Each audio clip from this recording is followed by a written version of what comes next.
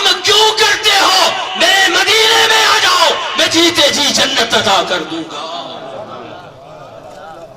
मा बैन बैती व मिंबरी रौदतुम मिन रयादिल जन्ना। कहा मेरे मिंबर और मेरे घर के दरमियान वाली जगह जन्नत है। सिर्फ नाम की जन्नत नहीं है, वो टुकड़ा जन्नत से आया है, जन्नत के अंदर वापस चला जाएगा। मेरे रब का वादा है जो एक मर्तबा जन्नत में चला गया उसको निकाला नहीं जाएगा। और मेरे लजपाल आका को देखो, बुला बुला के कह रहे हैं आओ जीते जी जन्नत में आ जाओ, एक मर्तबा आ गए तुम्हें कोई निकाल नहीं सकता। जहन्नम का तसव्वुर ही खत्म कर दिया। या रसूल अल्लाह मैं गरीब हूं, मेरा जी चाहता है मैं भी रियाजुल जन्नह में आऊं, लेकिन मादियत दौलत मेरे आड़े आ रही है, पैसा नहीं है, जहाज के टिकट की रकम नहीं है। या रसूलल्लाह मैं क्या करूं, मैं तो महरूम रह गया, जन्नत से महरूम रह गया, गरीब हूं, फकीर हूं, आका मैं क्या करूं। फरमाया मैं लजपाल नबी जो हूं, तू गम क्यों करता है, आ मैं तुझे भी एक तोहफा दे दूं, अल जन्नतो तहता अक़दामिल उम्महात। नहीं आ सकता ना, घर में बैठ, जहां मां नजर आ जाए उसके कदम चूम ले, तेरी जन्नत तुझे उधर ही मिल जाए। अल जन्नतु तहता अक़दामिल उम्महात।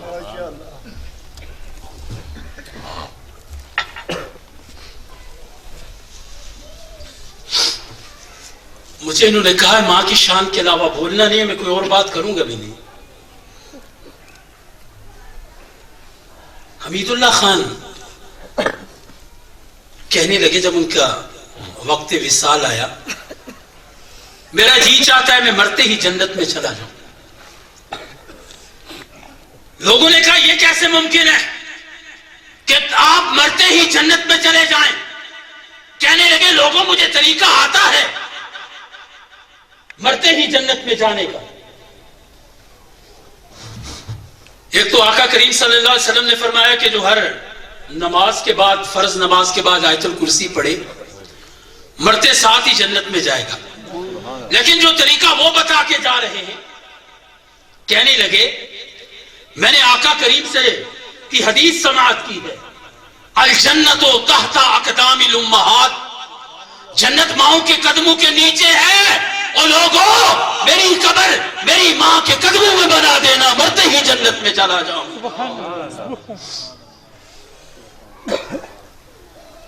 मेरी कब्र मेरे मां के कदमों में बना देना, मरते ही।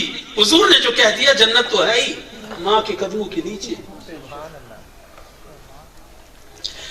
जन्नत नमाजों में नहीं है, जन्नत मां के कदमों में है। नमाजें तो वसीला है जन्नत में जाने का, उसके बगैर भी जाया नहीं जाता। लेकिन कितना आसान तरीका है, मां के कदमों में बैठ जाओ। आपको याद होगा हजरत ख्वाजा वैसे करनी रज़ी अल्लाह ताला अन्हु मां के कदम न छोड़े, नबी की ज़ियारत छोड़ दी थी। मां ने कहा था जल्द शाम से पहले वापस आना, लंबा सफर करके गए थे, नबी की ज़ियारत छोड़ दी, मां के कदम न छोड़े।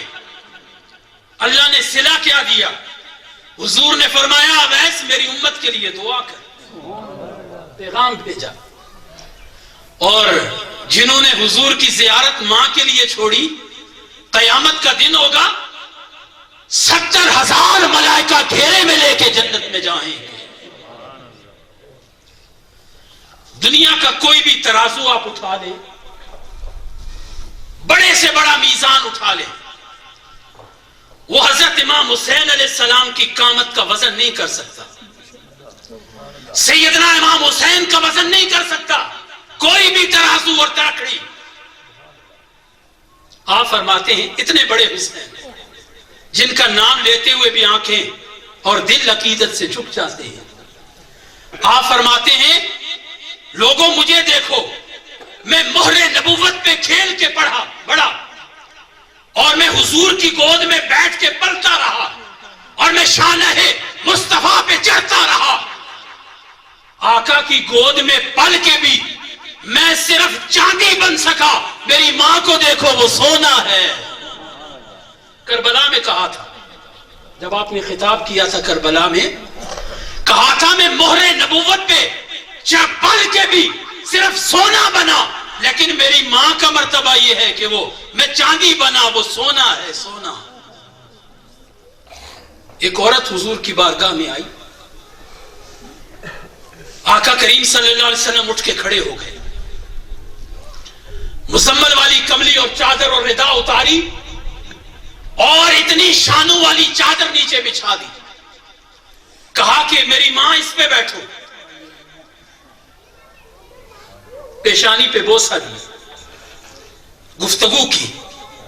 जब वो जाने लगी तो आका करीम फिर खड़े हो गए, पेशानी पे बोसा दिया।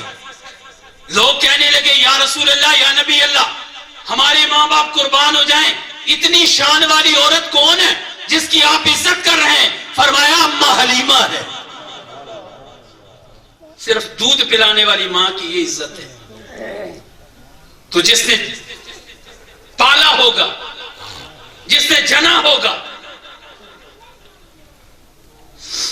हज़रत अली और मुर्तज़ा कररमुल्लाह वजहुल करीम की मां फातिमा बिन्त असद का विसाल हो गया। आका करीम अपने घर में थे। हज़रत बिलाल ने दरवाजा खटखटाया। मेरे हादी, मेरे मुर्शिद सल्लल्लाहु अलैहि वसल्लम बाहर आए। कहने लगे, या रसूल अल्लाह, फातिमा बिन्त असद का इंतकाल हो गया। हुजूर रोने लग गए। फरमाया, मेरी मां, मेरी मां, मेरी मां। 3 मरतबा ये अल्फाज अदा किए, मेरी मां, मेरी मां, मेरी मां। फौरन चादर उतारी, एक टुकड़ा काटा अपनी चादर मुबारक से और रिदाए नूर का टुकड़ा दे के कहने लगे, बिलाल, ये मेरी मां फातिमा बिन्ते असद के कफन में रख देना, और जब कब्र तैयार हो जाए तो मुझे बताना। कब्र तैयार हुई, आका करीम आए, कब्र के अंदर लेट गए। अली की मां को अपनी मां सिर्फ मुंह से कहा, उस मां की इतनी इज्जत की, तो जो जिसके वजूद का तुम हिस्सा हो, जिसका खून पी के पले हो, उनकी कब्र में लेट गए। लेट के फरमाने लगे, है कब्र, मेरी मां को तंगी ना देना, खुली हो जा, खुली हो जा। सुभान।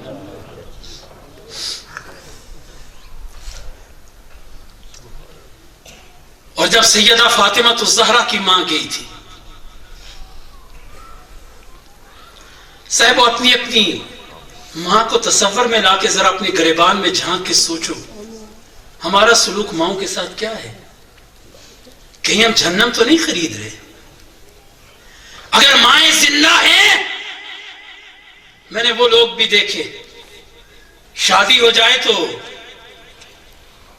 फल घर में लाए, इंतजार करते हैं कि मां सो जाए तो मैं बच्चों के साथ बैठ के खाऊं। फातिमा तो ज़हरा की मां का वक्त विसाल आया, हुजूर की पहली ज़ौजा मोहतरमा।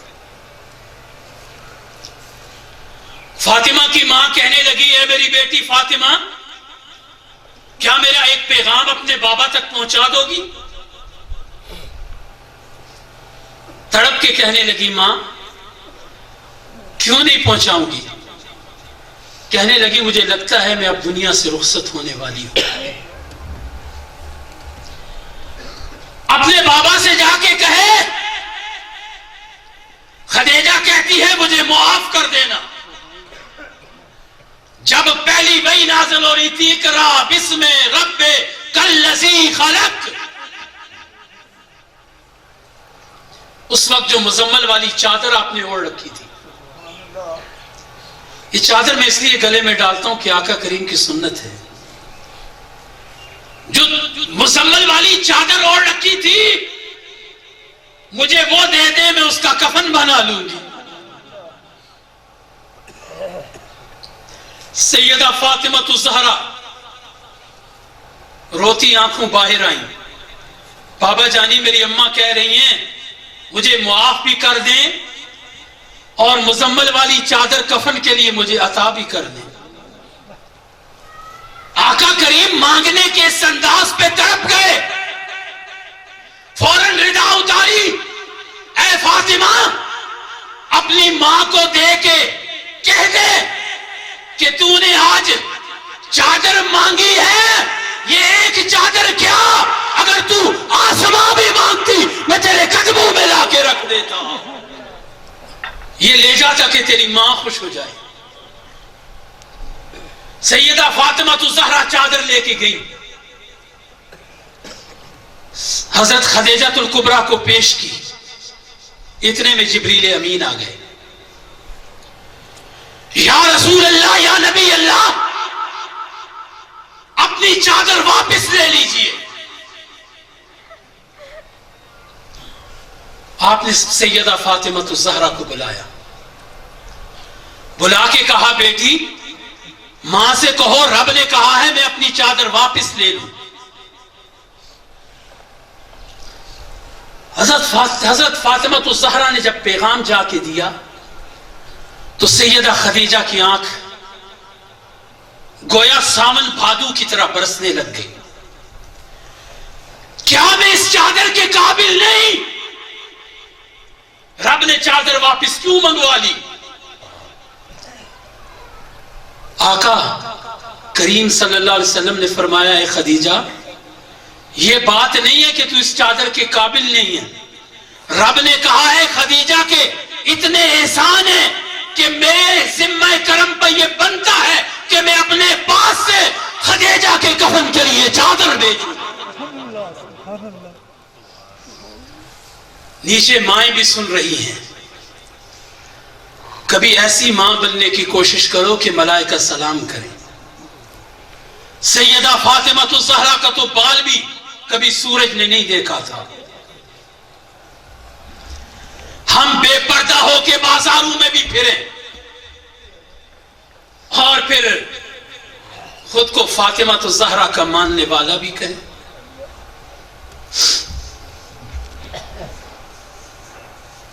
पूछा गया, या रसूल अल्लाह, अगर वालिदैन दुनिया से रुखसत हो जाएं तो क्या काम आता है, क्या करें उनके लिए? मेरे नबी जी ने फरमाया दुआ करो, 4 चीजें मरने के बाद वालिदैन के लिए। एक फरमाया उनके लिए दुआ करो, दूसरा फरमाया उनके लिए इस्तग़फ़ार करो, उनके गुनाहों की माफी मांगो, तीसरा फरमाया उनके दोस्तों के साथ अदब से पेश आओ, मां है तो उनकी सहेलियों के साथ, बाप है तो उनके दोस्तों के साथ अदब से पेश आओ, चौथी चीज फरमाई उनके लिए सदका और खैरात करो, जितना कर सकते हो। एक शख्स आके कहने लगा, या रसूल अल्लाह मेरी मां मुझसे नाराज गई है। कितने लोगों की माएं नाराज चली जाती हैं, बाद में सारी जिंदगी रोते गुजरती है कि मेरी मां नाराज गई। या रसूल अल्लाह, या नबी अल्लाह, मेरी मां नाराज चली गई, मैं क्या करूं? मैं कैसे मां को राजी करूं? आपने फरमाया जुमा के दिन मां की कब्र पे चला जा। कौन कहता है कब्रों पे जाना शिर्क है? फरमाया जुमा के दिन मां की कब्र पे चला जा, वहां जाके सूरह यासीन की तिलावत कर और फिर इस्तग़फ़ार कर मां के लिए, उनके गुनाहों की माफी मांग, तो अल्लाह तबारक व तआला मलाइका से कहेगा कि इसे मां के साथ नेक सलूक करने वालों में लिख दो। आसान सा तरीका है। अगर मां बाप नाराज चले गए, जुमे के दिन कब्र पे जाके सूरह यासीन पढ़ो, इस्तग़फ़ार करो, अल्लाह मां को राजी कर देगा। तो जिनकी माएं राजी गई हैं, अगर वो जाके कब्र पे कुरान पढ़े, इस्तग़फ़ार करे, सदका और खैरात करे, तो ये नूरुन अला नूर होता है। मां को सताने वालों, मेरे आका करीम सल्लल्लाहु अलैहि वसल्लम ने फरमाया था, जिसने मां को एक मर्तबा घूर के देखा, गाली गलौज तो बहुत बड़ी बात है, वो तो आसमां को गिराने वाली और जमीन को फटाने वाली बात है।